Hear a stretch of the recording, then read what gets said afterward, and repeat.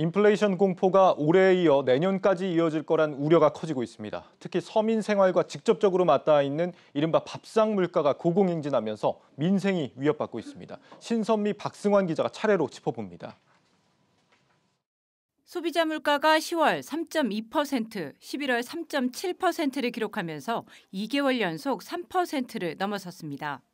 소비자 물가 상승률이 2개월 연속 3%대를 보인 건 2012년 1월과 2월에 이어 이번이 처음입니다. 국내 경제가 글로벌 공급 차질 등에도 성장세를 꾸준히 이어가고 있는 가운데 물가 상승 압력은 당초 예상보다 크게 확대될 것으로 내다보이는. 이 같은 물가 상승세는 당초 기관들의 예상을 모두 뛰어넘는 수준으로 1.1%로 예측했던 기재부의 경우 2%포인트 넘게 차이가 나는 상황입니다. 특히 서민이 직접 피부로 느끼는 밥상 물가는 지난해 1분기 이후 7분기 연속 오름세여서 겁날 정도입니다. 곡물 가격 상승에 국내 작황 부진까지 겹치면서 오이와 상추, 달걀 등 신선식품 가격이 일제히 올랐습니다. 원재료 가격 상승에 식품업계도 라면과 우유, 참치캔 가격을 앞다퉈 인상했고 서민 음식 가격도 대폭 올랐습니다. 냉면이 1년 전보다 7.3% 올라 10,000원에 육박하고 김밥과 비빔밥, 김치찌개도 모두 5% 넘게 올랐습니다. 서민 연료로 불리는 LPG 가격도 난방 수요가 커지면서 유류세 인하 조치 이전 수준으로 돌아갔습니다. 문제는 이 같은 물가 오름세가 당분간 더 지속될 것이란 점입니다. 현재 물가 상승세는 유동성 확대를 충분히 제어하기 어려운 부분, 기준금리 인상을 연속적으로 하는 데 따른 부담, 국제적인 물류 공급망에서의 문제, 현재와 같은 물가 상승세가 일정 부분 지속될 수밖에 없는 것으로 생각됩니다. 코로나19 변이 바이러스 오미크론이 공급망 병목 현상 해소 시기를 늦출 수 있어 내년에도 소비자 물가 상승률이 3%대를 넘어설 것이란 전망입니다. 한국경제TV 신선미입니다. 3분기 밥상 물가가 7분기 연속 상승하며 역대급 수치를 기록했습니다. 전 국민에게 지급된 재난지원금과 추석 연휴를 맞이해 농축산품 중심으로 가격이 뛰었기 때문인데요. 지금은 어떤지 제가 직접 장을 봐보겠습니다. 3분기 가장 많이 올랐던 과일값은 지난해와 비슷한 수준이었지만 평년과 비교하면 여전히 높았습니다. 1년 전에 비해 사과값은 1.1%, 배값은 11.3% 낮은 반면 평년보다는 각각 43.3%, 4.4% 높은 수준입니다. 고기와 달걀 등 축산물은 여전히 고공행진 중입니다. 소고기와 돼지고기가 모두 지난해보다 14.9%, 24.2% 비쌌고 평년 대비로는 21.6%, 41.5% 높은 가격에 거래 중입니다. 이 밖에 빵과 우유, 즉석밥 등을 포함해 소비 지출 항목 중 식료품 및 비주류 음료로 분류된 품목 한 가지씩을 장바구니에 담아 계산했습니다. 총 75,920원이 나왔습니다. 2020년 통계청 조사에 따르면 우리나라 1인 가구의 월 평균 식비 지출은 18만 1,000원. 그에 따르면 저는 이 음식으로 12.6일을 살아야 합니다. 네, 산업부 박승환 기자 스튜디오에 나와 있습니다. 박 기자, 밥상 물가를 직접 이제 체험하고 왔는데 실제로 상황이 그렇게 좀 심각했습니까? 어땠습니까? 네, 제가 이 장을 봐보면서 일단은 한편으로는 고민이 됐습니다. 기자로서는 이게 너무 비싸게 나와야 할 텐데 네. 예, 한편으로는 또 결제한 마음을 갖고 갔기 때문에 좀 쌌으면 좋겠다 이런 마음이 동시에 들었는데 예. 다행인지 불행인지 가격이 어느 정도 비싸게 나와줘서 예. 이게 물가가 정말 만만치 않은 상황이구나 깨달을 수 있는 시간이었습니다. 많이 비쌌군요. 예. 실제 이런 그 밥상 물가가 비싸다는 게 통계 데이터로도 좀 잡히는 게 있습니까? 맞습니다. 이 통계청이나 경제협력개발기구 발표에 따르면 지난 3분기 우리나라의 식료품, 비주류 음료 물가는 지난해보다 5.0% 올랐습니다.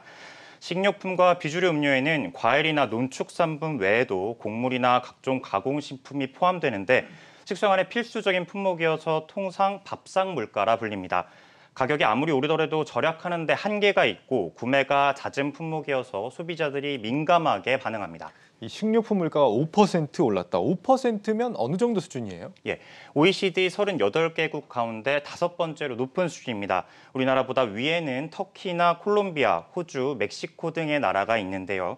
가뜩이나 국제 유가와 곡물 가격 상승세가 두드러진 와중에 국내 농축수산물 수요가 큰 폭으로 늘어난 점이 높은 상승률의 원인으로 분석됩니다. 이 세계에서 우리나라가 특히 더 높은 편에 속하는 것 같은데 이런 고물가 당장 어떤 문제들을 일으키고 있습니까? 예, 당장 장바구니 물가뿐 아니라 외식 물가까지 영향을 미치면서 소비자들의 주머니 사정을 더욱 팍팍하게 만들고 있습니다. 실제로 올해 치킨이나 제과제빵, 피자, 패스트푸드 등 주요 외식 업종 대부분이 가격을 올렸는데요.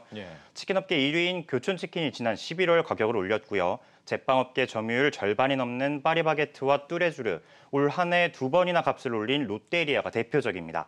네, 치킨, 햄버거, 피자 이런 품목들은 사실 외식 중에서도 특히 이 대중적인 편에 속하는 외식이라고 할 수 있는데 만들어 먹기도 사 먹기도 모두 어려운 그런 상황인 것 같습니다. 그런데 이게 지금 소비자만의 문제가 아니라 소상공인 가맹점주들한테도 어려움이 있다. 이렇게 그분들이 어려움을 호소하고 있다면서요? 맞습니다. 교촌치킨은 가격 인상 배경으로 가맹점주들이 요구했다는 설명을 내세웠는데요. 이면에는 치킨 가격 구조가 있습니다. 가령 치킨 한 마리 가격이 18,000원이라고 가정을 하면 가맹점주들은 본사에 각종 재료를 받는 조건으로 약 9,900원, 판매가의 55% 정도를 내게 돼 있습니다. 여기서 부가가치를 세면 6,000원대 초반대를 손에 쥐는 구조인데 여기에서 또다시 인건비나 임대료, 배달앱에 내는 비용까지 따지면 사실상 남는 돈이 없는 상황이라서 불만인 겁니다. 그러니까 외식비가 오르긴 했는데 가게 주인한테 돌아가기보다는 주로 이제 재료값이나 배달앱 으로 빠져나가고 있다 이런 뜻이네요. 네, 때문에 결국 점주도 소비자도 모두 다 불만인 상황이 생겨버린 겁니다. 정지현 소비자연맹 사무총장입니다. 기업들이 이제 눈치를 보다가 누군가 이제 다른 기업에서 이제 인상을 하면은 슬쩍 또 거기에 얹어서 인상을 하는 경우들이 있어서 뭐 인상 요인 이외에 기업에서 좀 절감할 수 있는 부분들에 대한 노력, 좀 충분히 소비자들이 납득할 수 있는 인상 요인이 있을 때 가격에 반영이 돼야 소비자들의 그런 가격 수용성이나 이런 부분들이 생길 거라고 생각이 됩니다. 네, 이럴 때 이제 가격 결정이 좀 투명하게 잘 되고 있는지 좀 점검이 필요할 것 같습니다. 정부도 좀 대응을 하고 있죠? 네, 10년 만에 최고치라는 소비자 물가 상승률에 정부는 그야말로 발에 불이 떨어진 상황입니다. 물가 안정에 정책 역량을 총집중하겠다며 물가 부처 책임제까지 들고 나왔는데요. 또 먹거리 지원 사업과 농축산물 가격 안정 등을 위해 총 2,189억 원의 예산을 추가 편성하고 내년 한 해 390억 원의 농축산물 할인 쿠폰을 뿌릴 계획입니다. 관리 감독을 강화하고 할인 쿠폰을 뿌리겠다. 이 정도로 해결이 가능한 겁니까? 네, 결론부터 말씀드리자면 쉽지 않을 것 같습니다. 해산물류를 중심으로 좀처럼 해결되지 않은 공급 병목 현상과 오미크론 변종 확산도 글로벌 교역 전망을 어둡게 하고 있습니다. 주원 한경현 연구원 인터뷰 들어보시죠. 내년 한 1분기까지만 좀 인플레가 나타나고 그다음부터 물가 상승률 자체가 조금씩 낮아지는 안정화 국면으로 들어가지 않을까 그렇게 생각이 돼요. 겨울 대유행이 더 핵심적인 변수가 될 것 같고요. 오미크론은 뭐 중증화율이나 이런 게 연구 결과가 나오고 확인이 돼야지 이제 물가 상승률에 어느 정도 영향을 미칠 수 있는지는 그때 가서 이제 알 수 있을 것 같아요. 네, 여기에 전 세계적인 이상 기후로 작환 부진이 이어지며 농산물 재고가 넉넉하지 않은 점도 발목을 잡습니다. 이 영향으로 3대 곡물로 불리는 밀, 옥수수, 콩의 가격 상승세가 심상치 않은 상황인데요. 선물 가격 기준으로 지난달 평균 값이 밀 297달러, 옥수수 255달러, 콩 455달러였는데 1년 전과 비교해 각각 35.0%, 37.3%, 8.4% 올랐습니다. 이들 3대 품목을 80에서 90% 가까이 수입하는 우리나라로선 외부 요인에 물가가 휘둘릴 우려가 있는 데다 최악의 경우 식량 안보 위기까지 거론되는 이유입니다. 네, 이 장기 구조적인 문제일 수도 있다는 건데 그에 비해서 정부 대응이 너무 근시안적인 거 아닌가 싶습니다. 박승환 기자였습니다. 잘 들었습니다.